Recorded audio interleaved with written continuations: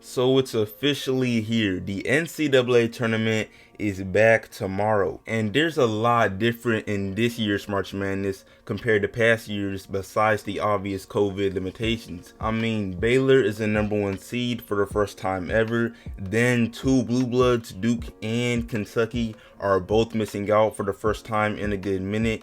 And whether you hate them or not, we know they bring in a lot of viewers each year. But regardless, there is still plenty interesting teams in the tournament, and today I'm showing y'all a bracket I made with a few intentional reaches, and it includes 6 bold predictions for the 2021 March Madness.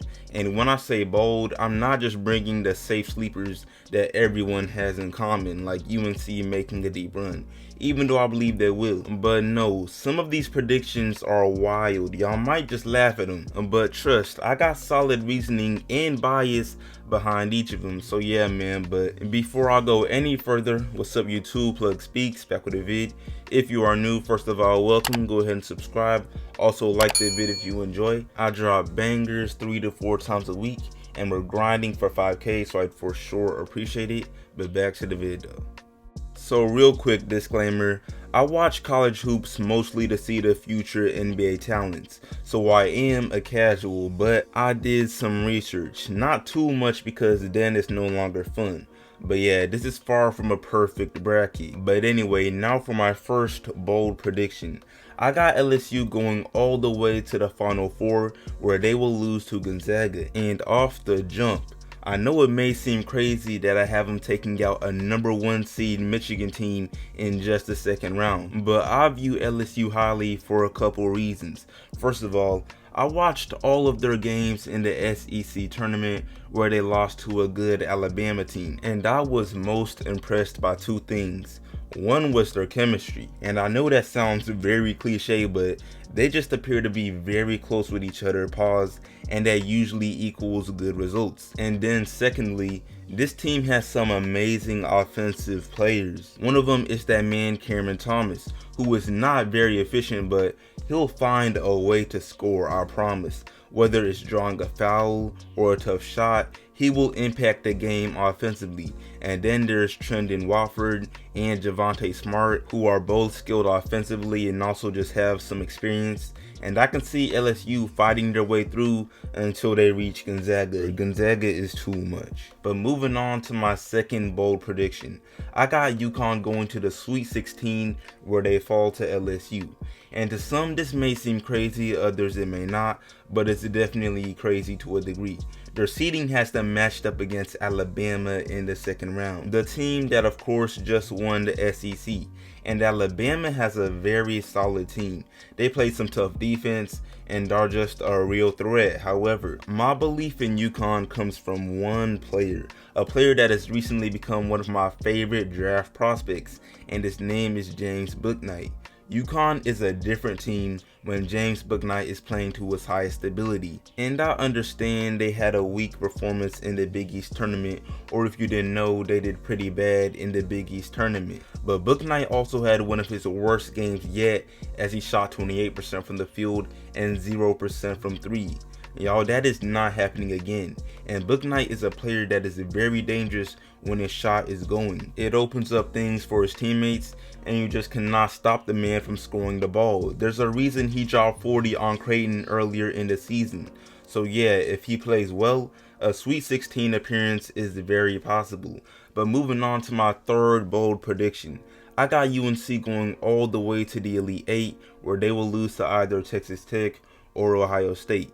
And I know it's bold to have them beating Baylor in the second round, but at the same time, I barely view this as bold because a lot of people are going to have UNC going deep solely off their amazing history and huge fan popularity. But regardless, I got UNC going this far for a few reasons. For one, I can't lie, I'm biased. For two, they really began to pick up steam in the past few weeks, and a nice flow was sort of important heading into March Madness. And then they are led by a legendary coach and Roy Williams. Not to mention their roster isn't too bad either. They've got some NBA talent and also some good experience. For example, their lead point guard Caleb Love is a player that fell a lot in the draft based on his projections before the season, but that doesn't mean he hasn't had some great games. His problem is inconsistency, but he's shown plenty signs for why he could break out and be a lottery pick in next year's draft. And they've got some good bigs such as Garrison Brooks, Day'Ron Sharpe, Armando Bacot, who all play well in the system Roy Williams runs for Carolina. And then also, let's just be honest, you can never count out a team like UNC when it comes to the tournament. If they get in like they usually do, they have a shot at making some real noise. It's low-key as simple as that. But moving on to my fourth bold prediction. I got USC defeating Kansas in the second round, then defeating Iowa in the Sweet 16 before they fall to Gonzaga in the Elite 8, like everybody else. And this is easily my most crazy prediction, but I got a couple solid reasons. Now, for one, the Trojans are led by a top 3 pick lock in the upcoming draft in Evan Mobley. He went crazy in the Pac-12 tournament and put up a combined 52 points in 2 games before getting eliminated, and the game they lost was only by 2 points.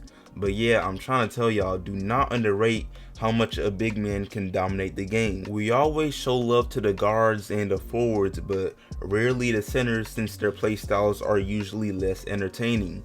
But that excuse does not work with Evan Mobley. He doesn't just run and dunk. That man is a nightmare matchup for opposing teams, and his impact on offense and defense should be enough to lead USC past Kansas. And then the big man battle of Luke Garza versus Evan Mobley in the Elite 8 should be very, very entertaining. But I see Evan Mobley coming out on top. If he can just get some help from his guards, they might just be able to take down Iowa. But moving on to my fifth bold prediction in this vid, and this one is not even team based, a matchup upset, or anything like that. Instead, this prediction is player based. I believe Cade will go off for a 40 piece in this tournament. And I know this may not seem bold because we all know Cade is special, but it will be harder than you think because, for one, if Oklahoma State loses in the Sweet 16 to Illinois the way they are supposed to, then that will mean Cade has just 3 games to get a 40 piece. And dropping 40 is very tough in college basketball, mainly because the quarters are shorter. And for those that might bring up that Cade already had a 40 piece a couple weeks ago against Oklahoma, you're right. However, it took overtime and 44 minutes played for him to reach it. Not to mention, the game plan for every single team that faces Oklahoma State will for sure be to keep the ball out of Cade's hands. So yeah, overall, the defense he faces will be very challenging. So him dropping 40 would be pretty crazy. But of course, it's far from impossible. If you saw his recent game against Texas, or really any game in the Big Ten tournament at all, y'all know this man was hitting heavily defended threes when games appeared to be over. So who knows what this man has up his sleeve as the tournament approaches. But moving on to my last and pretty brief bold prediction. I predict that no important or key players will get injured. And this is more of a wish than a prediction because I just hope we don't get robbed of any good games or matchups due to injuries. And now obviously all players are important, but I'm not here to be politically correct. Some players are more important to the team than others, and we don't need any NBA talents getting injured. But yeah, that's about it for my 6 bold predictions for March Madness. Y'all let me know how you feel about these, what sticks out most, all of that. I know some of these were very controversial, but yeah, I appreciate y'all watching. Make sure to like this up, share it, sub if new, all of that, and I'm out.